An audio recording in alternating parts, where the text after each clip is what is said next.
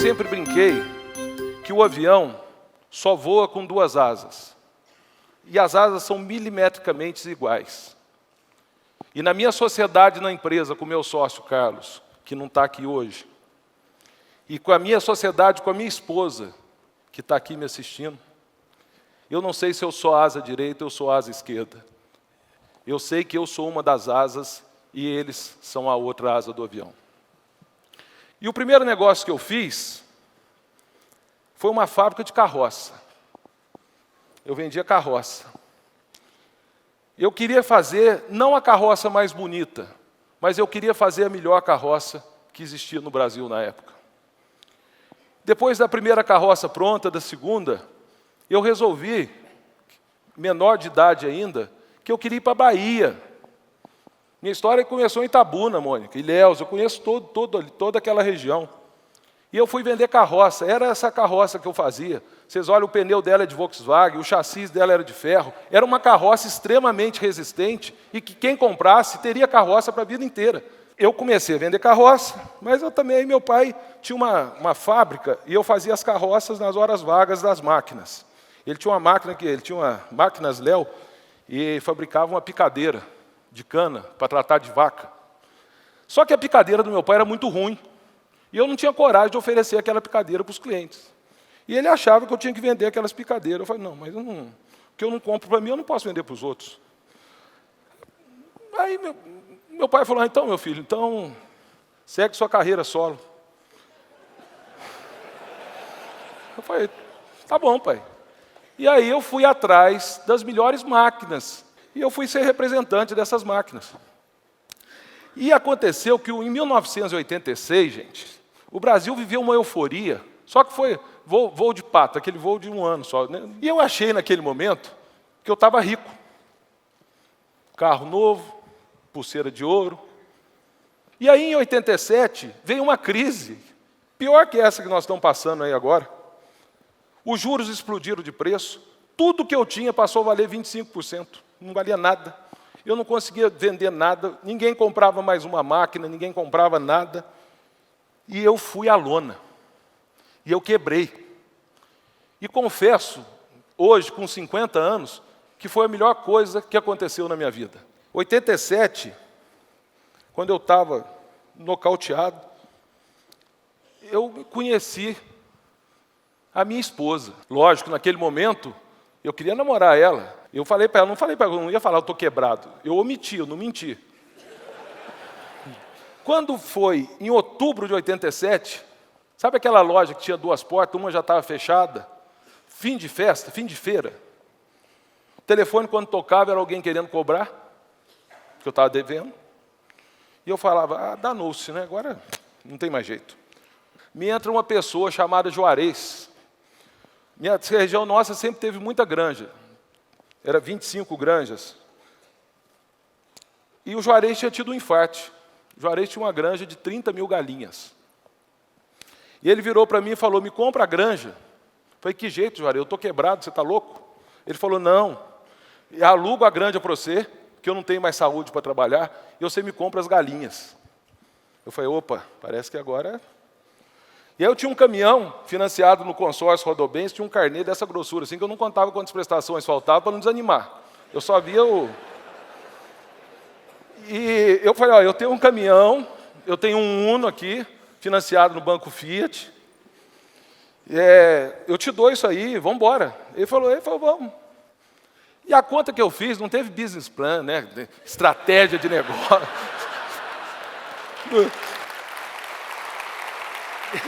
E aí, eu falei, qual que é a conta caipira que eu fiz? Eu falei, olha, a galinha bota todo dia. Na minha região, as pessoas mais bem-sucedidas eram tudo dono de granja. Se ela bota todo dia, eu vou ter dinheiro todo dia. Tendo dinheiro todo dia, eu vou acalmando os credores todo dia. Eu comecei, agora eu pago as contas, né? Trabalhava dia e noite, vamos e vai.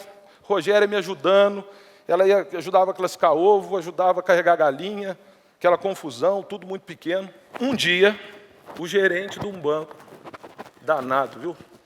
Eu estava devendo esse banco, não tinha dinheiro para pagar. Ele ligou para o meu sogro. Vocês estão rindo? Mas foi isso mesmo. Ele ligou, aí cheguei de noite, e ela chegou, o olho chorando, falou assim, ó, acabou, não sou mais sua noiva. Você mentiu para mim. Foi mentir não, eu omiti. Você mentiu, você está quebrado, você está devendo, e eu não quero isso para mim, eu não aceito isso, não aceito cobrador na porta de casa. Fui embora para casa, em 1987, imagina, o uísque era Old Age, né? Tomei um litro daquele uísque. No outro dia, chorava igual criança. Falei, perdi meu talismã. No outro dia, o que acontece? Acordei de ressaca, com as mesmas contas, sem a namorada, sem a noiva, e agora complicou. E aí, quando vê, para minha felicidade, quem que chegou lá em casa? Cidadezinha pequena, 12 mil habitantes, tocou a porta. Era a Rogéria. Obrigado, Rogéria, daquele dia. Ela chegou lá em casa e falou assim, olha, não sou mais sua namorada, não sou mais sua noiva, mas sou sua amiga. Levanta dessa cama, eu vou te ajudar a trabalhar. Não conta comigo como noiva nem namorada, mas eu sou sua amiga. Eu falei, opa.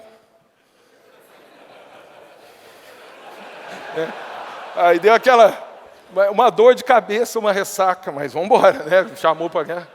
E aí, eu lembro que na época eu não tinha computador.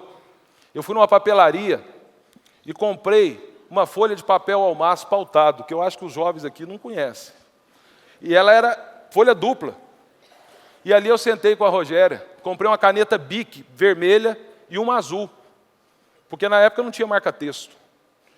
E lá eu comecei a escrever todo mundo que eu devia. E eu lembro que lógico que eu comecei na primeira folha, eu colocava as contas pequenininhas, para poder, né, ir animando e mostrando para a Rogéria que eu estava melhorando de vida e pagando as contas e usando a caneta vermelha. Eu lembro que a primeira lista da folha era uma coalhada no Bar do Galvão, que era na Rua 7. E aí eu fiz uma agenda de credores e eu ia com eles, ia pedindo ajuda, contando minha história. E assim eu fiz. Eu não tinha estoque de milho. Várias vezes eu dormia sem saber o que as 30 mil galinhas iam comer no outro dia. Deus foi tão bom para mim que as galinhas nunca deixaram de comer. Era para comer às 7, comia às 8h30, às 9, mas comia. E era uma coisa interessante. Eu tive 2 momentos muito difíceis da minha vida. Nós tínhamos uns granjeiros que nos protegiam, que eram os granjeiros menores.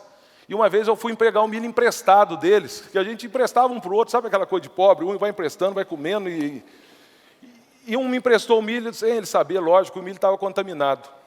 E as galinhas pararam de botar, fizeram greve. Elas ficaram 3 dias sem botar. Foi assim, no primeiro dia botou menos, no segundo menos ainda, no terceiro zerou. Nesse dia meu sogro chamou e falou, rapaz, para de ser teimoso. Vai vender essas galinhas por Horácio, que era o comprador de galinha, acaba com isso, agora o povo vai ter dó de você. E aí eu fui num granjeiro, que era o maior granjeiro da época, da cidade, e calcei minha cara, que eu era inimigo comercial dele. Falei assim, Pedrito, me arruma 6 mil quilos de ração pronta, que eu estou com um problema lá na granja, eu preciso ver se é um problema dentro da fábrica e tal. Foi veterinário do Brasil inteiro, não descobria. Pedrito me emprestou, as galinhas voltaram a botar. No segundo dia botou mais, no terceiro botou, e Deus foi tão bom, acho que Ele estava testando a minha fé, elas foram botando até mais do que elas precisavam ter botado. Então, ao longo de um mês, elas neutralizaram aquela perca dos 3 dias sem botar. Eu não podia perder um ovo, perdi 3 dias de produção. Venceu o salário dos funcionários, eu não tinha dinheiro para pagar. Em 31 anos, foi a primeira vez, e única, que eu me orgulho disso, que eu não tive dinheiro para pagar os funcionários. Na época devia ser uns 20. Reuni eles à tarde, falei, olha só, vocês estão vendo o que está acontecendo, eu não tenho dinheiro para pagar, mas quem precisar de alimento pode ir no supermercado Arco-Íris, quem precisar de farmácia pode ir na farmácia Nossa Senhora de Fátima, daqui uns 5, 6 dias eu consigo pagar vocês. A verdade gera confiança. E aí, veio 89, ano ímpar, casei, paguei a minha última dívida. Eu lembro que a última dívida daquela folha de 4 páginas, era um acerto de carro, e eu tinha 2 correntes de ouro ainda. Eu falei, pelo amor de Deus, deixa eu te dar essas correntes de ouro aqui e acabar com isso. Ele falou, mas como é que nós vamos calcular o preço disso? Eu falei, é simples. Pesa na balança Filisola ali do supermercado. Mas e quanto custa a grama? Eu falei, pega o estado de São Paulo de ontem, vamos lá ver quanto custa a grama do ouro. Não tinha internet, não tinha nada, era retroativo. E ele aceitou. E ali eu paguei minha última conta, fui para casa aliviado. Em 89 eu casei. E aí eu comprei um caminhão novo, uma F4000 nova. Comprei o primeiro terreno, 15 quilômetros de terra. O dia que eu mais precisava de dinheiro é o dia que mais o caminhão atolava por causa do barro, na época da chuva. Mas construí a primeira granja de 70 mil galinhas. E aí eu fazia gaiola de dia para os granjeiros ricos e à noite para mim. Aí em 92 eu já tinha uma granja de 70 mil galinhas e eu sonhava com uma granja perto do asfalto. E aí fiz uma granja, beira do asfalto, 30 mil galinhas. E um dia eu chego, porque na parte da manhã eu ficava ajeitando as contas no banco, né? Na parte da tarde eu almoçava e ia para a granja. Quando eu cheguei, eu morava num sobrado. Quem que eu encontro na escada? Rogéria. Ligaram lá da granja agora que o galpão caiu. Nossa Senhora, gente. Eu falei, agora acabou meu sonho. Imagina, beira do asfalto, metido, foi fazer um negócio novo que ninguém faz. E ainda caiu. Quando eu cheguei, eu vi que o galpão estava de pé, tinha caído o miolo. E aí nós consertamos de noite, de dia, de noite. Uma semana estava funcionando e ninguém riu de nós. E ali eu aumentei a produção em 50%, já tinha devolvido a granja do Juarez e precisava de novos clientes. E aí eu conheci o senhor Aguinaldo, da rede de supermercado Paz Mendonça, do Rio de Janeiro. E vendi um caminhão de ovo para ele muito fácil. E eu e a Rogéria éramos os promotores. A gente começava em Nova Iguaçu, terminava em Alcântara, porque era onde tinha as lojas. Nós éramos as primeiras pessoas que iam arrumar os ovos nossos. Mas aquilo, aí eu tirei uma carreta num consórcio, comecei a vender para ele hortifruti granjeiro, batata, e o negócio foi crescendo. Só que naquele momento eu estava vendo que todos os ovos estavam numa cesta só, e aquilo não era duradouro. E aí eu falei, deixa eu voltar para onde eu comecei, que é a produção de ovos, e aí foi um grande day one na minha vida, que foi quando eu fui para a Europa e vi que aquela granja de 70 mil galinhas, que vocês viram o que eu fiz, lá já não existia, fazia 40. Então, você vê que era um modelo bem ultrapassado. O galpão suspenso, que para o Brasil era o que tinha de mais moderno, eles estavam desmanchando lá e fazendo as primeiras granjas automatizadas. E aí eu virei para o dono da fábrica, que era na Espanha, em Pamplona, virei para ele e falei assim, eu não tenho dinheiro para comprar 2, eu só tenho dinheiro para pagar 1, mas o senhor tem que me mandar 2. Imagina. Aí ele falou, carta de crédito? Eu falei, não, é confiança, é cheque especial, é um galpão. O dia que eu pagar, e tem uma coisa, o dia que eu pagar o segundo, você manda o terceiro. O dia que eu pagar o terceiro, você manda o quarto. E aí nós começamos a primeira granja automatizada do país. O Rio de Janeiro, ceasas portugueses dominando, supermercadistas portugueses, e eu não conseguia furar muito essa barreira. Até que um dia tinha uma rede de supermercado no Rio de Janeiro, dos irmãos Cunha, que era Dallas, Rainha e Continente. E eu queria muito, o sonho de qualquer pessoa era vender para essa rede, que era, além de serem pessoas corretas e honestas, eram grandes compradores. E eu, querendo chegar em algum deles, e eu consegui chegar no Carlos Cunha, que era dono do Dallas. E aí convidei ele para ir na granja. E ele foi na granja comigo, como cliente. O Carlos sempre foi muito curioso e gostava de conhecer os fornecedores dele. Foi na granja como cliente, passou uma semana, ele ligou para mim. Falou assim, olha só, Leandro Carlos Cunha. Eu falei, opa, olha, a partir da semana que vem, você vai fornecer todas as minhas lojas do Dallas. Eu virei para ele e falei, eu não sei quem é mais irresponsável, você de me dar ou eu de aceitar. Em 99, chegou o Carrefour, comprou a rede de supermercado dele, e eu virei para ele, como ele disse, falei, ó, você está novo, rico e desempregado. Ele falou que na hora não entendeu, mas depois ele riu. E eu falei assim, vamos vender ovo. Ele falou, eu vender ovo? Eu falei, ué, vamos junto. Junta a sua inteligência de conhecer o supermercado, conhecer cliente, junta a força de trabalho e a minha experiência, vamos fazer uma história junto. E aí nós começamos a maior granja do Brasil, a maior da América do Sul, a terceira da América Latina e a 12ª do mundo. Aí, quando nós tínhamos 5 milhões de galinhas, eu fui ver uma máquina, Zé Mauro e Raul estavam comigo. lá em Primavera do Leste, Mato Grosso. Cheguei lá, um frio, julho. Falei, ô, rapaz, aqui é o lugar para fazer uma granja. E eu sempre queria ter uma granja no meio do milho, da soja. Cheguei, o Carlos estava viajando. Quando ele chegou, eu falei, Carlos, eu sei que 5 milhões de galinhas já é muita galinha, né? É muito serviço, mas vamos fazer uma granja no Mato Grosso? Ele virou para mim e falou, você sabe dos meus planos. Eu não quero continuar morando no Brasil, mas eu sou seu parceiro. Se esse for seu sonho, eu vou sonhar esse sonho junto com você. E ele foi, gostou do lugar, e lá nós construímos o maior galinheiro do mundo. Essa é a nossa história. Primeira coisa, que eu acho que é o primeiro grande aprendizado que eu tive na minha vida, eu era novinho, devia ter uns 13 anos, eu vim aqui em São Paulo, pegar um tecido para minha mãe, numa fábrica aqui perto da Dutra. Quando eu escuto um barulho, era um helicóptero chegando.